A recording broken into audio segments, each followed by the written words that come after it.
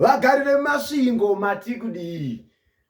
Vana wezhira mati kudii. Chatsuka, chakwata. Pamasvingo exo. Chichemo chenyu chadavirwa ndima etika tiri kure nachiremba madzimba magirazi. Rwendo runo ndezvekwenyuwo vana wezhira.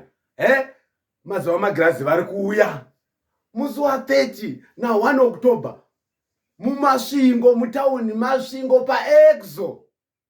Handei tose kubva masvingo yose kane Bikita Mashoko Zakajerera Good Roy pachivi Mberengwa Manda Mawe zvichava nemashava mati kudini. Hande tinosongana nachiremba madzimba magirazi. Kana kune kwawakamboenda nedambudziko rako rakatadza kupera, rwendo runopera kana mangosangana chete namadzimba magirazi. Handei tindoona simba raMwari, handei tindoona simba romweya mutsvene wauya mukomboreri, wauya musununguru wezvakasungwa muupenyu hwako, mumereji yako, kubasa kwako. Kana pane zvakasungwa vauya rwendo runo, tarangarirwa vanhu vekumasvingo, wauya mukomboreri, madzibaba magirazi vari kuuya kuno.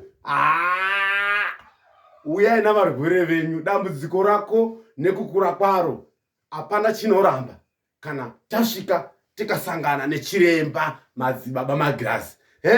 Kana vane minda inofambwa navaroi, vane pamba pasingavatiki, vane misha inovata chipfuta moto, vane zvakasiyana siyana zviri kuvaremera, handei hondo dzose dzindozorodzwa namadzibaba magirazi. Zvikuru sei vana wezhira, mukana ndewenyu. Don't miss this opportunity. Vana wezhira tese handei ikoko. Bvunzai isu katinogara chimbosongana nachiremba madzibaba magirazi. Tinoziva kuti haiwa ishamhu yemuroi, hapana chinoramba.